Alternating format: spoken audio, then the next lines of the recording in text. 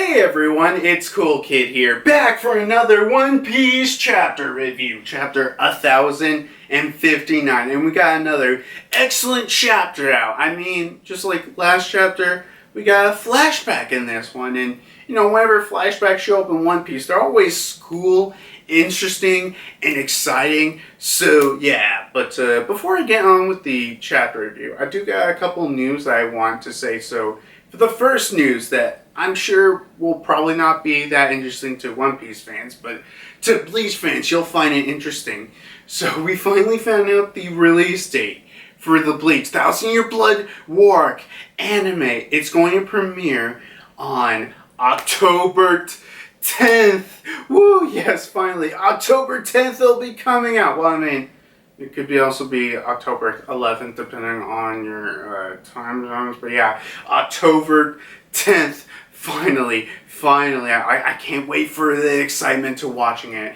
It's literally at like the beginning of the month, so thank God. I'm just so excited about it. And it's literally next month, right? Because, yeah, it's September and it's October, actually, when I'm recording this. It's Saturday the 10th on September. Well, literally just one more month left till the anime finally comes out.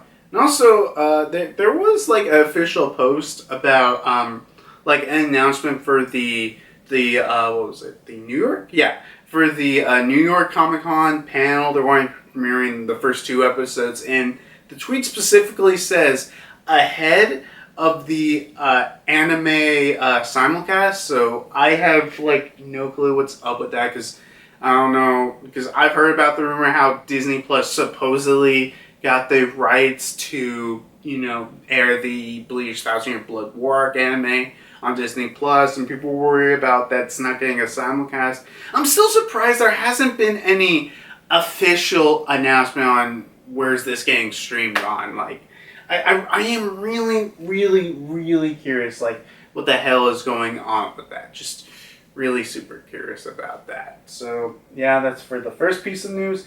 And the second piece of news, we finally got a U.S. release date for One Piece Film Red. So this got announced at probably the weirdest place. Yeah, so this announcement got premiered at the, let me see if I got this right, the University of South California Trojans football team's opening season game. I don't know about sports, but yeah, apparently during like the halftime, they had a big One Piece announcement for Film Red. Like, yeah, don't worry, you can see One Piece Film Red this October, and they freaking played like they had the marching band playing like we are. I forgot what was the other one they played. They did play one of the songs from the Film Red, which I think was New Genesis they played, but yeah, they play a couple of stuff for, you know, the One Piece tie-in. My only question is, why this? Why this? I don't understand. Like, I don't know about sports. I mean, look, okay, you know what? Okay, here's what I'll say. I mean, I understand that anime is finally coming mainstream, especially when you look at like the, you know, Dragon Ball Superheroes. I hate that name, but yeah, where it literally got #1 the box office over against everything else. Which, to be fair, I don't think there was really much else people kind of wanted to watch. But either way, it's, you know, it's a super big hit, and I think at least, you know, some of these companies are, at least Toei Animation and Crunchyroll, realize, you know, anime is pretty big, so you gotta promote this not just, you know, with the fans and online. Maybe start doing it at sporting games or whatever. But my only problem is, why this? I mean, when it makes sense for like a really big event, not just an opening game, is that a big deal? Look, I don't know sports. I don't know. I'm sure like the people in the audience most of the people were being like, One Piece, what the hell are they talking about? This is dumb and stupid. Get back to the sports game. And meanwhile, that one person's like, oh, I know that one. It's from We Are From One Piece or whatever. But yeah, a cool little interesting information. It's coming in October, right around the same time as the Bleach anime. Well, it's in the same month, so it's probably, I don't know, probably be mid-October. But yeah, can't wait to watch it. God, I can't wait to watch One Piece Film Red, dude. It is going to be so exciting. I think I think I even had like plans, or well, not real plans, but like I've said to my friend who I watched One Piece Stampede and Dragon Ball Superheroes with, and we're going to watch the movie that comes out in October. Going to be such a great time. God, yes. Which I guess before I go to anything, I do want to say, just curious by off chance, do you guys mind if I do like a superheroes? I guess not One Piece not a superheroes. Like a discussion video or whatever, because I really did like this movie and I didn't want to talk about it, but whatever. And I guess last piece of information before, I don't know, going on with the chapter review, I guess would be, look, I got a haircut. I got a haircut since, we're finally at Wano. We're in this brand new arc, whatever it turns out to be.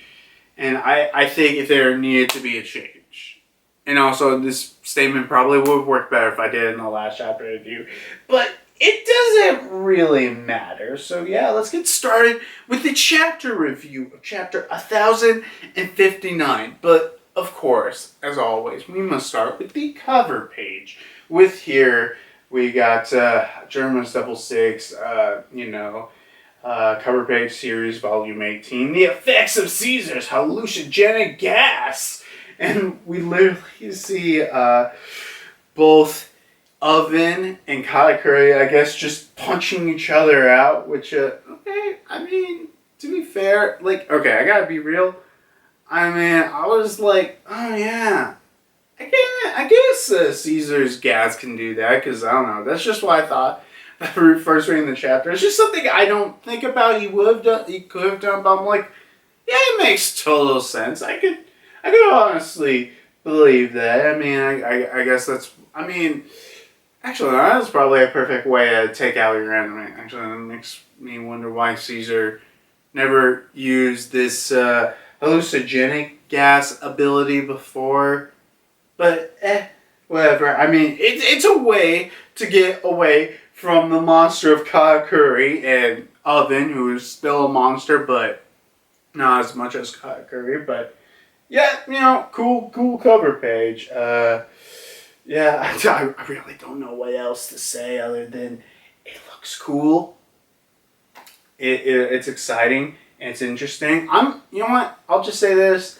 I'm so thankful that they are actually like keeping up with this, new cover page series. Not new cover page series, but they're still keeping up with the Germa 66 cover page series. Because, like, honestly, I don't know. For a while, we've just been getting a lot of, I guess non-cover pages full, stuff that's not relating to this cover page series. And as long as we're continuing with it, I like to see us continue, at least until we get to whatever the end of this cover page series turns out to be. Not turns out to be, but however it ends. And you know what I'm saying. But yeah, let's get into the actual chapter itself.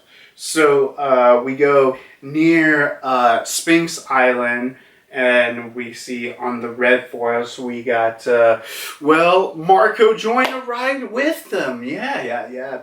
Basically, the red hair pirates just decided, like, oh yeah, we'll take you to, near Sphinx Island. Don't worry about it. So yeah, the chapter is like, Marco being like, oh, thanks, all right, thanks for the ride. He's like, we have Shakespeare being like, are you really sure you don't want to join our crew, Marco? And he's like, quit dreaming.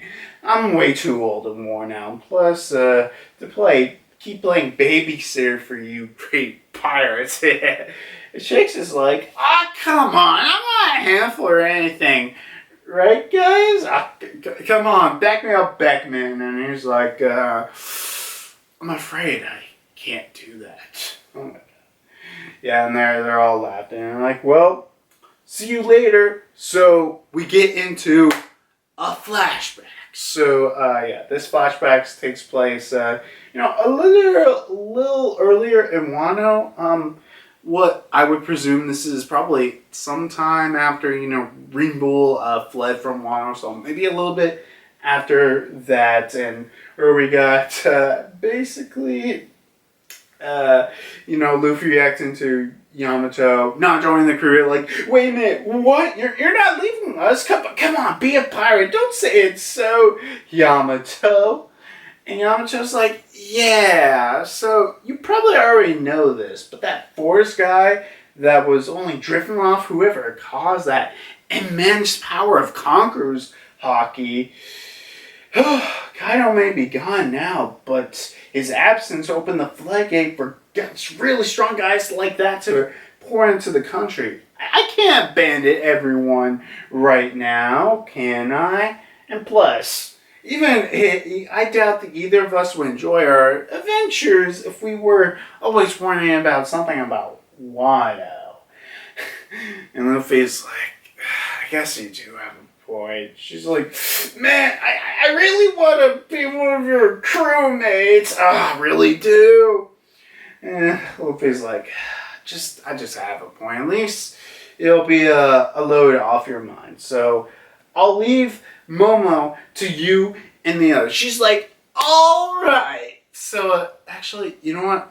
I'll just say this here. I'll go into more detail later in the video, but I do feel genuinely like this flashback, like even just to like this specific point, because there's more to the flashback obviously, but I feel like just this flashback and maybe just to this specific point, if it was put in 2 chapters ago, yeah. Whenever the last chapter of Wano happened, if this was put in, I feel like it would probably been a lot better. Actually, should have just been in, and probably a lot of people have been stopped hating on it. And even though I thought the last chapter of Wano was probably better than a lot of other people, thought it was and everything, I still thought it was a really good way. That was a pretty good chapter to end Wano. And I don't know. I feel like this is just something that should have been in the last chapter. I don't know. I just felt like even if they're going to do it off screen, they gotta show us a flashback. It just, I don't know. I just felt like it's just something Oda should have done or whatever. But I mean, at least we're getting it, right? I don't know. I mean, hey, who knows? We might get more Wano flashbacks and stuff that should have probably showed up in the post-Wano arc. But, whatever. Doesn't really matter. So, continuing on with the flashback, we got Zoro saying, be careful, Yamato. Momonosuke has a lot of pride, so just don't wound it. And she's like, don't worry, I'll figure out some way, some reason for me to stay in Wano. Meanwhile, we just got such a big, Yamamoto, I thought you would stay with us. Oh my god, I just love that. And we got Marco flying through the sky, being like, yo, Straw Hat, there's a ship nearby that'll give me a lift. I'll be heading off first. And Luffy's like, oh, Marco, you're leaving already? He's like, yeah. And he's like, oh yeah, you did save me back in the Summit War. I never got to thank you then. He's like, well, you seem you were ready to spring into action. It makes you wonder, right, Jinbei? And he's like, oh, yeah, that was a while ago, you could say. And he's like, I'm sure Ace would be proud to see how far you would come. And he's like, oh, yeah?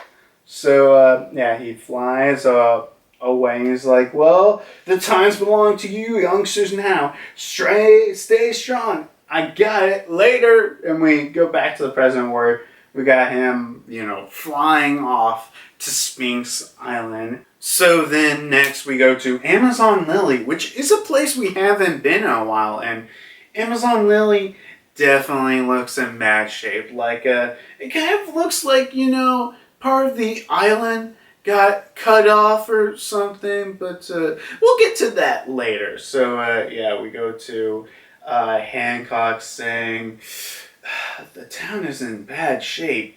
This is the first time that men invade the island like this. As long as I'm here, the Navy won't stop coming. Since it's come to this, I think I'd better go and marry Luffy. Oh no, Ava fell off, but she's like, I think I'd better go marry Luffy. And obviously we got Granny Neon? Wait, is that her name again? Neon being like, oh, you always think like that. So, we go into another flashback. Yeah, just like I said earlier, flashbacks are the most interesting part about One Piece chapters. And, well, let's just say this is going to be the most interesting part of this chapter. This flashback right here. So the flashback happens when the Marines invade Amazon Lilly, and headed by Vice Admiral Yamakaji. Yeah, Yamakaji. Everyone knows him. But he's like, the gates are down. We're under fire. The Kuja are resisting, and I guess the other Marine on the other line is like, deploy the new pacifistas. The Serums? I'll just call them the Serums. The Serums should be on the front line. So, just to stop here for a minute. When I was first reading this chapter, I was like, Serums? Why does that sound familiar? Then I watched Tekken 101's chapter review. I'm like, oh yeah, the Serums.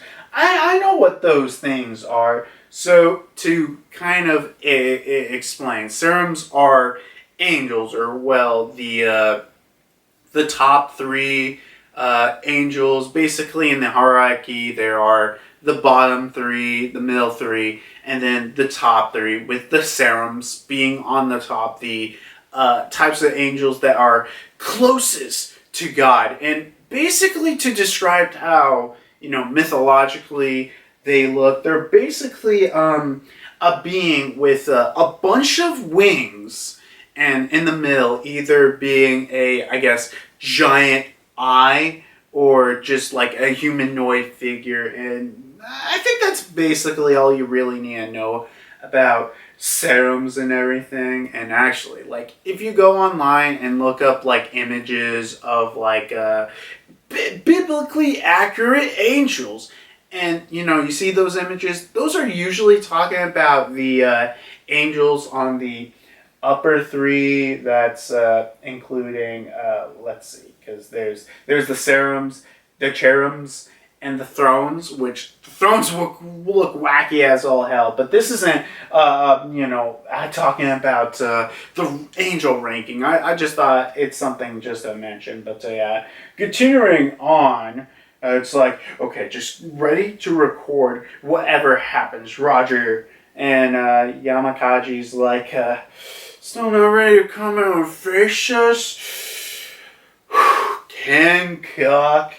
And then we go to Margaret, who is flying this mysterious new seraph, being like, who is that? I can't fight a child in this seraph who's in silhouette. All we can really tell from them is they have wings and flames, and they have a special, I guess, eye with a star in it. Very, very mysterious. But, one of them shoots out a freaking laser. Oh my god, that's so powerful. But, meanwhile, that's happening. Like one of the Ram Marines are like, warships fire on the side.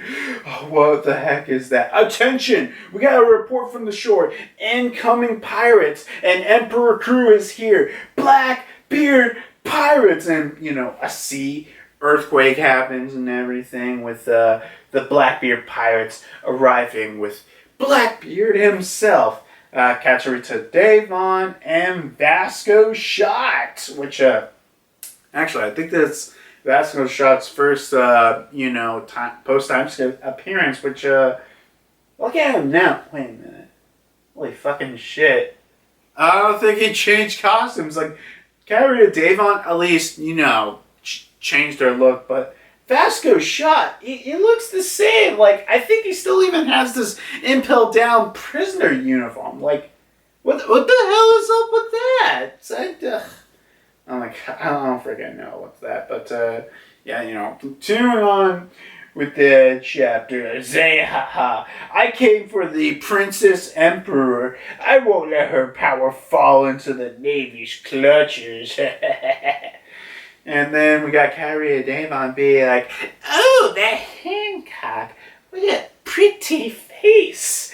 I will make her head wonderful trophy after I finish writing her neck. And Blackbeard's like, you could have your way all you like after we take her power. Okay, that's an interesting detail. Put a pin in that. And meanwhile, we got Vasco Shot. And like, hey God, don't you think we could have some more fun if we took her alive? Man, these evil emperors. Meanwhile, got someone being like, Vice Admiral, we need you to give you the word to engage Blackbeard. He's like, hold on. Hold fire until we hear something from HQ. And, of course, Blackbeard causes a sea earthquake. I guess that's what it would be. Yeah, he causes a sea earthquake against, the Marines and everything. And meanwhile, we go to, I guess, the mainland on Amazon Lilly, where, we got Kobe at the center being like, oh, man, I can't be surprised that other pirates want a piece of this former warlord. And he's like, Hancock, look, okay, the Navy isn't looking for a fight. If you surrender, I promise we'll all immediately leave this island. And we got both of Hancock's sisters being like, come on, let's handle this. This hero is sure contentious here. And meanwhile, Hancock's like, don't even waste your breath. I would never submit to another captivity.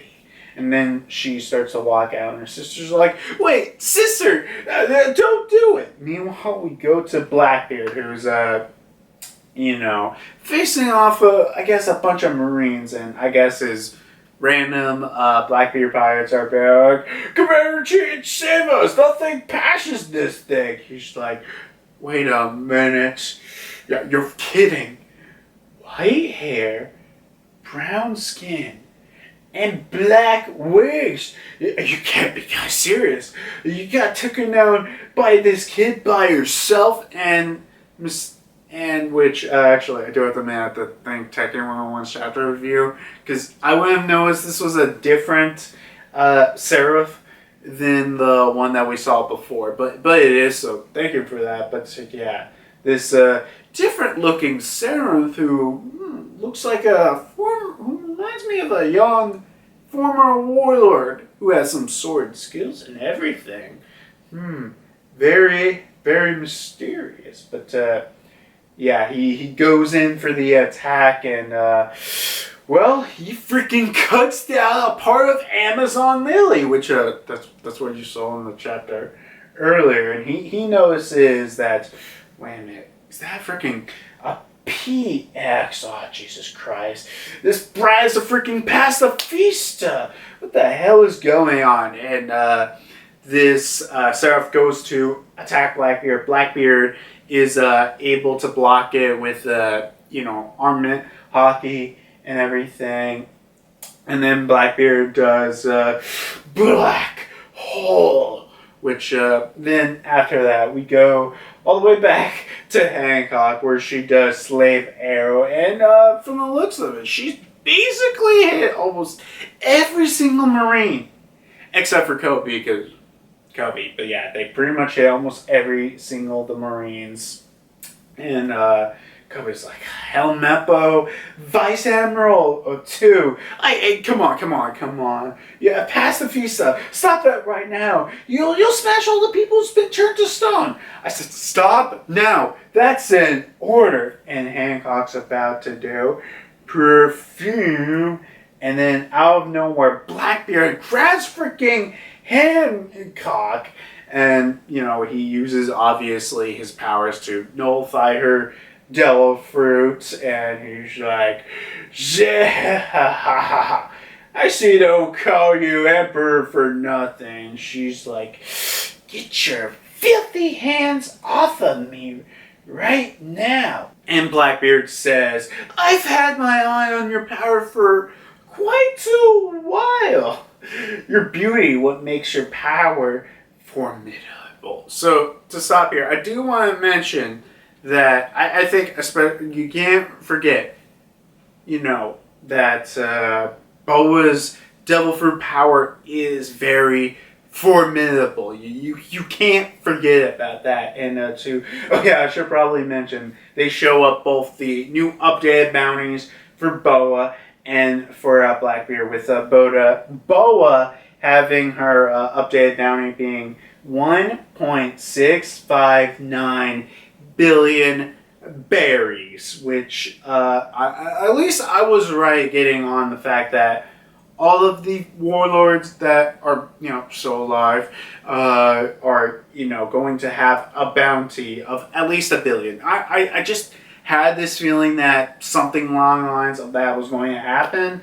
So yeah, and Blackbeard was going to have an increased bounty, because I don't know, I just had a feeling Luffy was going to have the lowest bounty for him to work up. Even though he's become the rank of emperors, he has to still work up. And with Blackbeard, his new bounty being 3.996 billion, both bigger than Buggy's and Luffy. So, Blackbeard is still in second place. I mean, even if Shanks' bounty doesn't increase, he's still below Shanks and everything. But, continuing on. Your beauty, what makes your powerful formidable. And she's like, oh, you kill me, all of your friends will remain statues forever. Whoever inherits my powers won't be able to release them, which is a very interesting detail. Very, very interesting. And Kobe's like, oh my god, what the heck do I do here? Especially with Hancock being far trickier here. And meanwhile, Blackbeard's like, oh, we seem we're at an impasse, don't we, hero? You did me a favor at the Rocky Port. It made it possible for me to oust Ochoku, which, I'll put, I was going to put a pin here, but I'll just say this quickly. So, also, this is all thanks to, also, again, Tekken 101's chapter review. I probably want to know this, but Ochoko is the Japanese spelling or saying or whatever of Wenji. So yeah, okay. This makes it very interesting. I'll talk about this later, but the Rocky Port makes it very interesting when we got Kobe, Law, Blackbeard, and Wenji, one of the former Rocks pirates. Like, goddamn, one of these days we gotta figure out what the hell is the Rocky Port incident. Like, we gotta have a flashback at least, right? Just something, whatever. But he's like, yeah, because of that, I was able to become the boss of the pirate island. And he was like, if I unhand this woman, do you think she reckon and play nice and turn everyone back to normal? And Kobe's like, it'd be a headache for me if she didn't restore the Marines. And Boa says, I'll do it if you two get off of my island. And Blackbeard's like, I just don't buy it. I have this feeling that if I let go, you'll just turn us to stone, right? I don't think any man can resist your charms. This is a real head scratcher, but I guess I gotta kill you. And then Kobe's like, whoa, wait a minute. You don't want to throw away all of those lives away. And then, out of nowhere, freaking goddamn Rayleigh comes in and he's like, I knew the Marines would lay siege onto the island, but I didn't think the terrain would get this devastated. I'm sorry, young Lady Hancock. And both Kobe and Blackbeard are like, whoa, Dark King Rayleigh? Silver's Rayleigh is here? And he's like, I know I'm Whitebeard. I know you're Whitebeard's old apprentice. I know it's immature of me to admit this, but I don't really like you. So, Hancock, please release that everyone has been released to stone. And I assure that I will elevate this situation without any issues. Then the invaders will leave the island. I won't allow any funny business to happen. And that ends the freaking flashback there. So, oh my god, all that's so exciting. I can't wait to talk about that later. But yeah, then we go back to present day Amazon Lilly, where they're like, I'm glad you're able to survive this. Well, it's thanks to you, Silver's Rayleigh. And then we see, one of the first things with Shocky with her, the whole tile card thing saying, former Emperor of Amazon Lilly from 2 generations ago, ex-captain of the Kuja Pirates, Shocky! Wait, what? Yeah, dude, that blown my freaking mind, and I'll talk about that later, but we're almost done with the chapter. So we'll get to that in a minute, but oh my god. I can't believe that. Shocky's from Amazon Lilly. But Shocky's like, progress sometimes creates new problems. Even the combat isn't safe anymore with Vegapunk's Seedstone pals out there. And we got little Granny Neon saying, between the Navy's new weapons and Blackbeard's arrival, I thought we were done for you. And we got freaking Rayleigh being like, to be frank, we got lucky. Circumstance allowed me to resolve this with my reputation, but I've gotten older. Heck, even at this point, I'm certain I wouldn't even last head on against Blackbeard these days. Also, something I do want to talk about, but we go to Rayleigh continuing like, from the sounds of it, the Navy is looking to replace the 7 new warlords with these new weapons. After everything, we even scratched them on them, and it was bizarre. One of them looks like Big Sis while she was a kid, and we finally see, I guess, the reveal of the silhouetted serum earlier, where it literally looks like a young Boa. Heck, even has her snake earrings and interesting star eyes. Very, very interesting. But then we go to the Marines, where we got someone talking on the denim mission, probably being like, yes, we'll be talking at Egghead Port soon regarding the kidnapping of Captain Kobe. The hero of the Rocket Port incident, had been abducted by one of the 4 emperors, Blackbeard. His current status is unknown. Chapter ends. And no break? I don't think there's no break. So, chapter ends. God, there's a lot of things to talk about. Yeah, dude, I freaking love this chapter. I love this chapter and everything. And honestly, this and last have been like just really, really killing it and giving us stuff we want to know. Unfortunately, we don't know the fate of Kobe, but we'll find out sooner or later. So what's the first things I do want to talk about?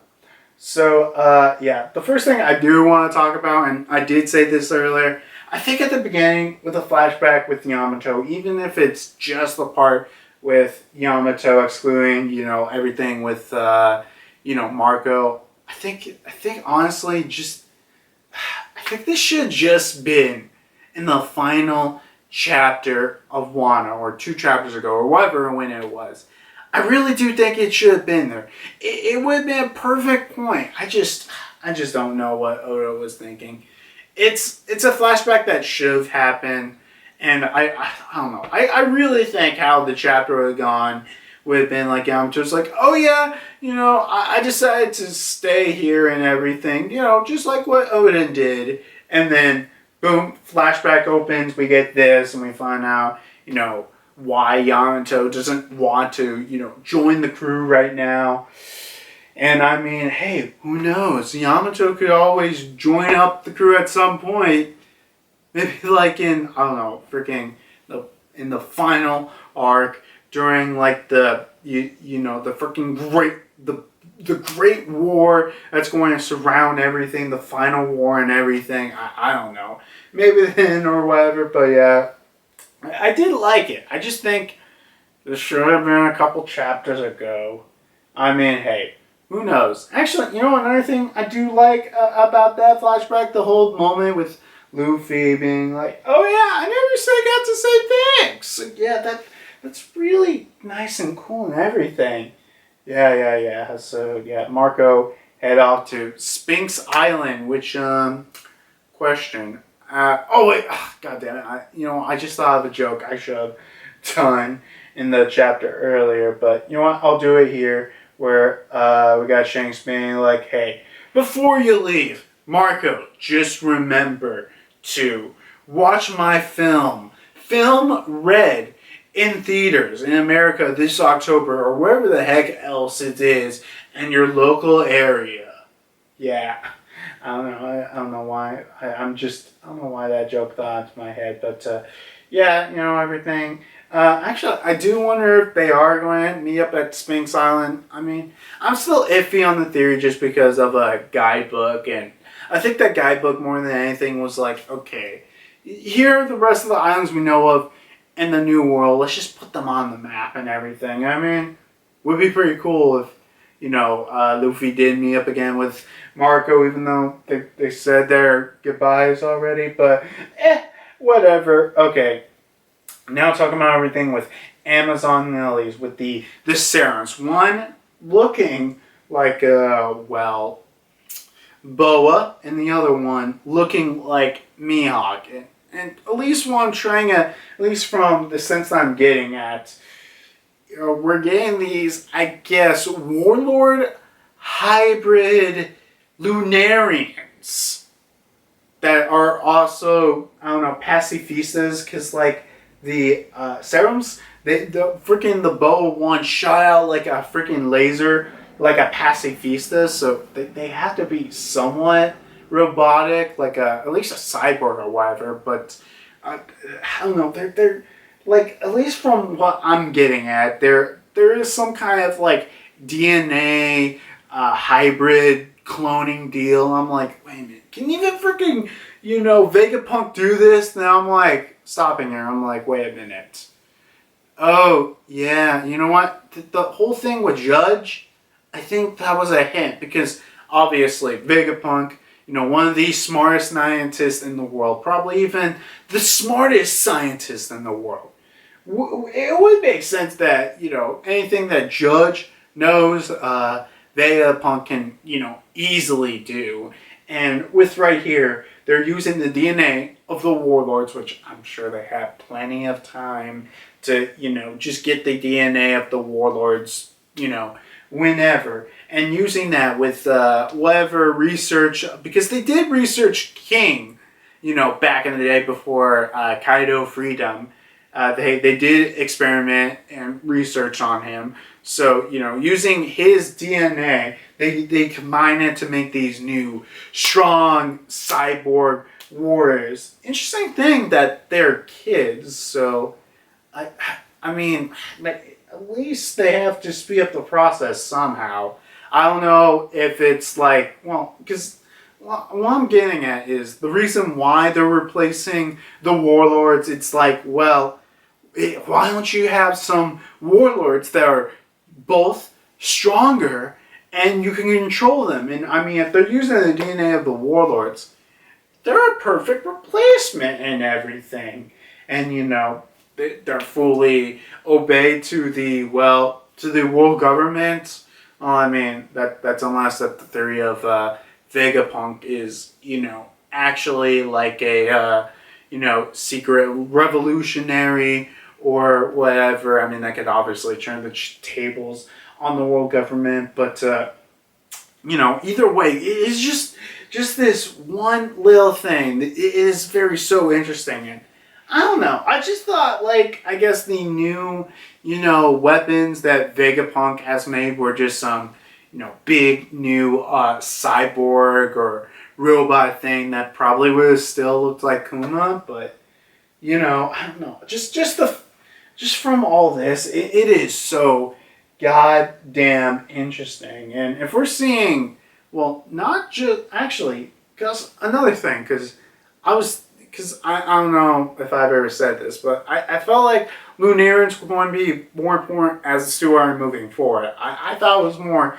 the past, the backstory, and everything was going to be more important. Sure, that's probably still going to happen, but I didn't know they were actively going to be still important in the present day with new Lunarians, with here they are, I guess, essentially their DNA. Hey, I'm doing a jump cut because my camera decided to stop recording. So back to whatever I was saying. Oh yeah, I do think it was interesting that they're bringing the focus onto Lunarians in the, I guess, current story instead of the flashback with these hybrid Lunarian warlord clone cyborgs.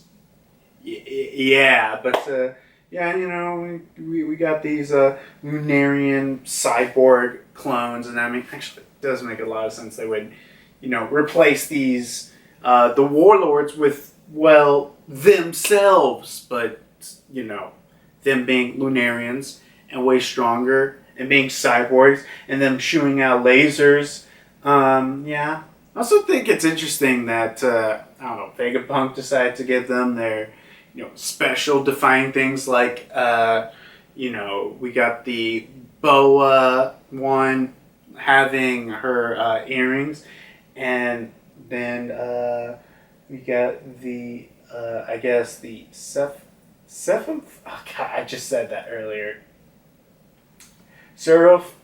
The, I guess where the heck is that image? Oh yeah, the Mihawk Serum having, his swords. Well, that makes a lot more sense than Boa's having the earrings, but either way, with, Mini Mihawk having, his long ass sword. So, yeah.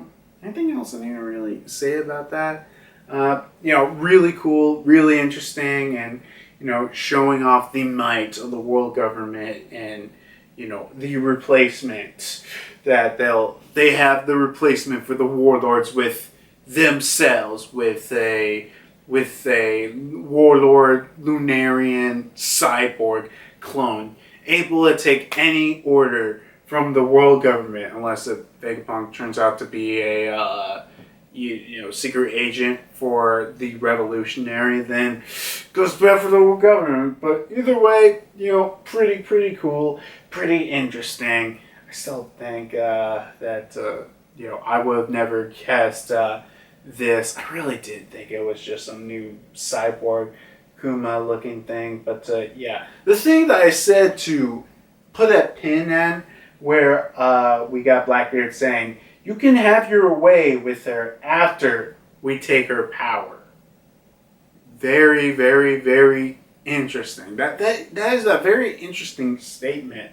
Because during Marineford, Blackbeard was dead, or I think he was dying or whatever. But either way, he was dead when Blackbeard took his powers. But I don't know. Maybe that's because it really just does make me put into question, how does Blackbeard steal these devil fruits? Is it simply just him hiding and it's like, oh look, I got this tiny tree, oh, a fruit, interesting? Or maybe does it has to do something, well, maybe not with his devil fruit, but maybe there's just something he knows how to steal devil fruits and well, make them his own. And I mean, I don't know if he plans to have it for himself or to give it to, I don't know, one of the other members of his crew or anything. Either way, it's very, very interesting.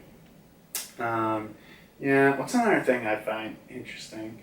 Oh yeah, the whole thing with the statues. Yeah. With Boa's devil fruit, which as I mean, when you look at why would Blackbeard go after Boa's devil fruit, it's very, very powerful.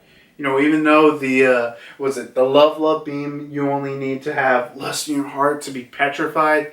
Then you got shit like love arrow and slave arrow and perfume kick, which I'm pretty sure she kicked her freaking past the Vista, not the new ones, but the old ones during Marineford, and they're cyborgs. So and they turn to stone. So I have no idea how does that work if inanimate objects somehow still have lust. But either way, it makes sense why it's a very powerful devil fruit. We learned two new information about it. One, her beauty makes this powerful formidable. So maybe just like a lost fruit where, it's still useful if you don't know medical, knowledge and whatever. But as Law, who is a doctor, it's the perfect devil fruit for him.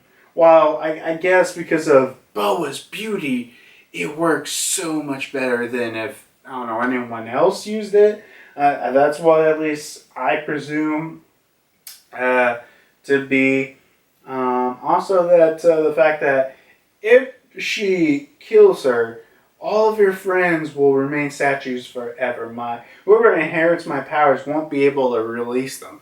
So I do actually wonder about this, like if it's not just for this devil fruit, but in devil fruits in general, where I don't know if someone uses one of their devil fruits to affect something or someone or whoever, and then they die and it gets to transfer to another person, they can't just deactivate that power. So I don't know if that's just an ability of her devil fruit, or if it's just in general just a all around devil fruit user things where just because it was affected by one devil fruit user doesn't mean because it's the same fruit it goes down the line. I just thought that was very, very, very interesting. Also, the Rocky Port incident. We really gotta figure out what the hell's going on.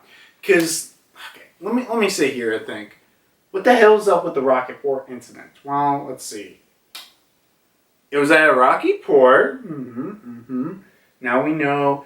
It may or may not have happened to the Pirate Island. We definitely know Kobe was there. That's the event that made him a hero. Law was there. It was one of the major events that eventually led him to becoming a warlord. Oh, wait, shit, I just thought. Mini warlord Lunarian Law. Oh, God, I don't know if I... You know what? That's a bad question for another day. Let me continue. But yeah, we know Law was there. Blackbeard, now we know, was there. And also Ochoku or Wang Ji is there. And yeah, that's basically it. I don't know. I feel like the more, because like we heard about it, from Law, how Law became a warlord and everything, and then I think it was mentioned again when Kobe saved Rebecca. It was like, oh yeah, he was the hero of the Rocky Port incident, And then we get this mention again. I don't know. I just have this feeling that, I mean, we gotta see a flashback of the Rockport incident. I feel like more important things are going to happen. I mean, as the reveal that it was him that was able to usurp Ochoko and allow him to become the boss of the pirate island. I don't know if that it actually did happen at the pirate island, but it would be very interesting and cool, actually.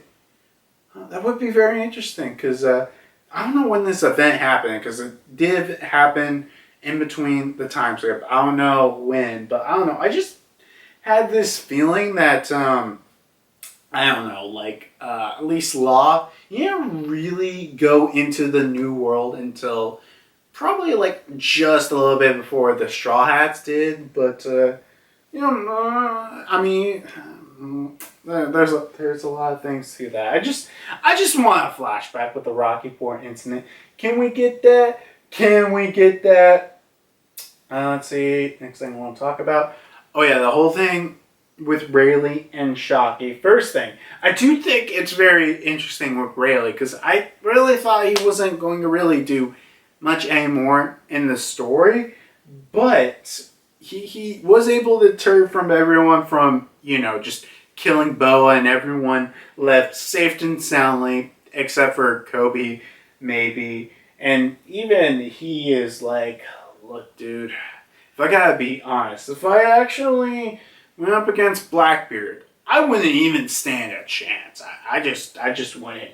So I think it's very clear that, some of these characters of the, I guess, old guards, like, look, dude, I just can't contend with Blackbeard. I can deterrent as much as I can, but even if I wanted to, I just don't think I can take care of these guys. So, as much of a deterrent he is for right now, it's not going to last for good. And, I don't know if he really is going to do much more of anything else in the story, but curious to whatever that is. And also, Shockey. So, Shockey is from Amazon Lilly. She's a Kuja. That genuinely did surprise me. And, oh my god, Shockey, Kuja, Captain, the former Empress of Amazon Lilly, who was, I believe, the chapter said, from 2 generations ago. So, if I'm correct, I believe Elder Neon is from 3 generations ago. So, it would go her, then Shiaki, then whoever the first one was, or first generation ago was, and then to Boa now. So, that is very, very interesting. Actually, I mean, because a lot of people had the theory that Shiaki was part of the Rocks crew. I mean, it's still definitely possible. It's not out of possibility. I don't think, It is definitely possible. Just not like I feel like it's probably less of a chance. But, very, very cool and interesting. I guess, actually, that makes a lot of sense why, goddamn Rayleigh was able to swim here just fine. No problem. It's not a big deal. It's just, I don't know, it's just very interesting, Shiaki and everything and her connection to Amazon. Like, I wonder if that's going to play a further role in the story and everything. It's just one of those things I'm curious about. I don't really have much else to say other than it's interesting. And especially, Shiaki has at least some kind of more of a connection to Boa and the rest of the Kuja pirates, with her being a former, captain / empress of the Kujas. So, very, very, very interesting. And then I guess the last thing I really want to talk about is the whole goddamn deal with Kobe. Guys, we gotta talk about Kobe here. What the heck happened to, Kobe? Did he really get kidnapped by Blackbeard? Well, okay, here's the thing. Some people might jump to saying yes, but I don't know, just the whole thing with Sabo just happened recently, and we recently found out that, oh my god, Sabo didn't die. I just don't. I don't know if I entirely believe he got kidnapped by Blackbeard. I mean, maybe he actually did, or maybe he actually went with Blackbeard peacefully or something, or heck, maybe he's not even with Blackbeard. Maybe he's in hiding for some reason. I don't know. I really don't buy that he has been kidnapped by Blackbeard. I mean, if he was, I probably wouldn't put it against Blackbeard. I mean, he did help, take control of the pirate island eventually. So, maybe he thinks like, honestly, this Coolkid, he could be a real help for me. He might actually help me in my further plans down the line. Forcefully or not. But I just don't buy he's been kidnapped. Maybe he is, maybe he isn't. But whatever the heck he's doing, I am kind of curious. And also kind of curious about the hero of the Rocky Port incident. What the hell was this Rocky Port incident? Will you ever tell us, Oda? Probably not, but I guess that's really all the discussion about this chapter. I mean, this was a really cool chapter. A lot of really, really cool reveals of showing us stuff that happened, during the events of Wano and everything. And there's a lot more things that I probably would, be interested to find out, like, what the heck happened to the other warlords? Like, let's see. What were the warlords I were looking for? Because we obviously know that Mihawk's fine. Weevil, I would be fairly interested to see Weevil. Because I don't know. I feel like he's going to play a more important part. People are not focusing. Well, I don't think people are. Maybe they are kind of lowballing him. I think it's more that Oda hasn't shown him a focus, and a lot of people don't really think about Weevil. But yeah, we gotta figure out what the heck Weevil is doing or whatever.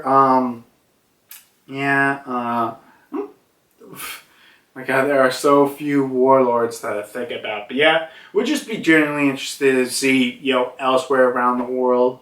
Maybe next chapter we'll finally figure out what the heck's happened to Sabo. Probably not. We're probably not going to figure that out for a while. But either way, all this stuff would be cool. Wait, what would be funny if, like, next chapter we go to another Wano flashback. Because, screw us. Even though we left Wano, we're still in Wano. Or flashback territory in Wano in some sort fashion. But, I really did like this chapter. All the cool stuff it revealed, especially the new passive vistas. The serums, God, that was so goddamn interesting, and the whole battle between Blackbeard and Kobe, which actually shit. I know a lot of people were guessing who took down freaking Boa. Was it Boa that took down Kobe, or did Kobe took down Boa? Who got the L? I mean, technically neither of them. Well, or depending on your situation, maybe both of them because of Blackbeard and whatever, but either way, I think I guess it's time to end this chapter review. To say that I love this chapter. This chapter was great and everything, and I just can't wait for whatever exciting stuff happens in the next chapter. So like, comment, subscribe. I did recently upload my Pokemon Brilliant Diamond Nuzlocke, where it was a video that I streamed like back in May, and I forgot to upload it. So yeah, I do have a couple of my Brilliant Diamond Nuzlocke I gotta upload soon, so I'll probably upload them, once a week. Try it, unless if I forget about it, which sometimes I forget about videos that I'm going to do, but not videos that I've already filmed. It was just kind of weird, but yeah, I expect more of that. I don't know. I'll try to stream more, so check out my Twitch and whatever. Comments in the comment section below, and yeah, like, comment, subscribe, because you gotta repeat it, because YouTube wants you to repeat it until your dying breath. But yeah, whatever you else want to say about the chapter or whatever, you can. And well, I guess I'll see you next time when the mysterious fates of well, the Serums, Boa, and all the other people across the world in this new era. See you later. So, yeah, boys. Yeah. Oh, shit. My camera's literally almost out of power. Something witty to say. Something witty. Oh, my God. I just suck at this. But, yeah. Dude, this was a really good chapter. I don't know if this is one of those chapter reviews I'll be like, shit, I wish I would have phrased that differently, but, that's after. And I mean, these chapter reviews are more just, I wouldn't say they're my first impression, because I do linger a little bit on them, and better is exhausted, so bye.